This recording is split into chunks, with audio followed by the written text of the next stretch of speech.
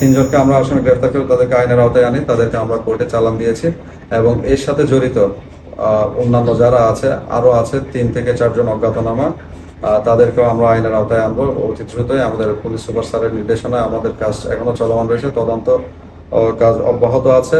আশা করি আমরা দ্রুত সময়ের মধ্যে তাদেরকে আইনের আওতায় আনতে পারবো।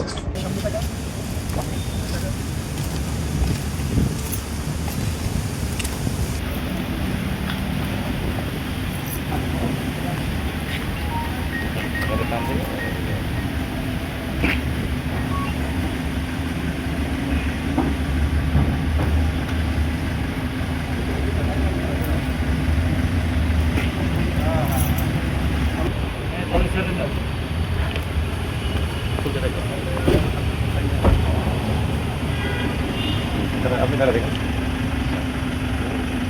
আস্তে আস্তে